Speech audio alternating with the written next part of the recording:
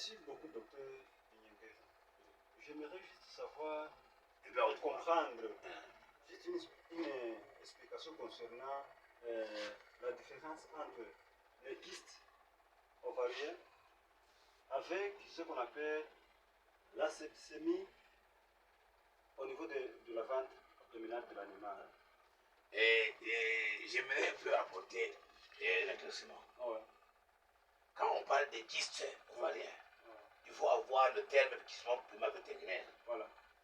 Tu parles de lipome, fibrome. Vous comprenez, quand vous parlez de kystes, ces kystes-là ont un nom. Ouais. Quand tu as au bras ici chez l'homme, on dit quoi? Tu as quoi? Kyste. Mais ça a un nom. Ouais. Ça peut être une lipome, Ouais. une inflammation quelconque, Ouais. ou bien c'est une lipome, une inflammation quelconque, ou bien abcès. Absolument.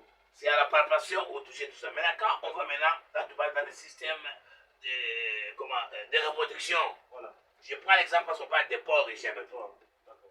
Il y a eu misbar. D'accord. C'est la primipare par exemple.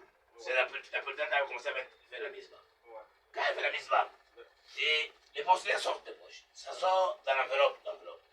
Ok, ces enveloppes-là, quand ça se clôture, comment ça peut se nom c'est clôturé? Il y a ce qu'on appelle, vous appelez, des rétentions placentaires. C'est les placenta qui sortent sans des porcelains à l'intérieur. Quand ça sort, là vous constatez que la parturition est terminée. Donc on dit que vous avez là qu'on a malisika. Parce que ce sont ces rétentions placentaires qui déterminent que non, la truie n'a plus de petits. Même la truie elle-même, elle peut faire des mouvements pour aller vers quoi? S'abréver.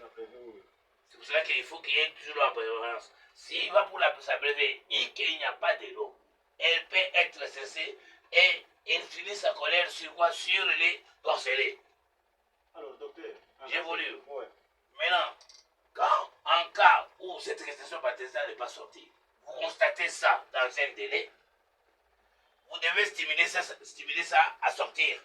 Parce que si ça ne sort pas, ça crée des infestations qui vous conduiront à faire ce qu'on appelle une septicémie.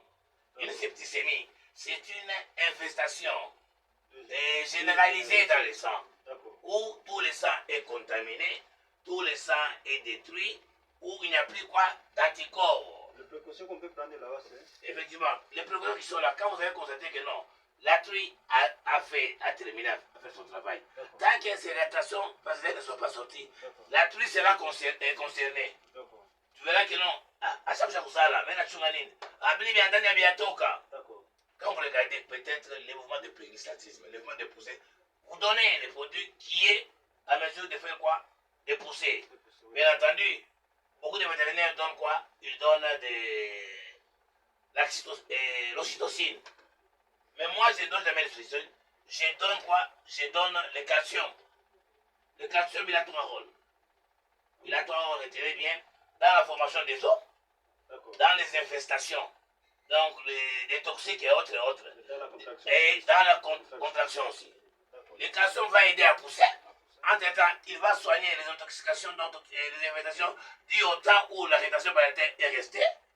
Et entre-temps aussi, il va aussi donner la force à la mère, comme ça le processus de lactation, le colostrum là, ça va en continuité. Mais quand vous donnez l'oxytocine, c'est juste pour un seul. Une contraction musculaire. C'est juste pour la contraction. Et vous avez fait quoi? On n'avait rien fait. Vous avez fait la contraction, les gens sont sortis, mais l'animal était déjà infesté. Est-ce que docteur, on ne peut pas aussi ajouter des produits comme les antibiotiques? Non, là où nous sommes dans les traitements. Là, le traitement préventif, on eu égard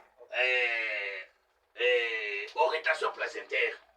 C'est là que moi j'ai proposé. Mais quand on donne le calcium, dans le calcium, il y a déjà tout ça. Toi, tu as dit que tu donnes l'antibiotique, mais dans le calcium que vous donnez, le calcium fort, qui est peut-être, moi j'aime d'ailleurs donner en péros. Vous comprenez? Parce que là, centre de traitement de l'objectif, c'est consommer, ça travaille qui est donné directement avec des injections où ça va directement, parce que ça passe aussi dans le sang vers le cœur, ça va créer encore d'autres problèmes, d'autres embolies.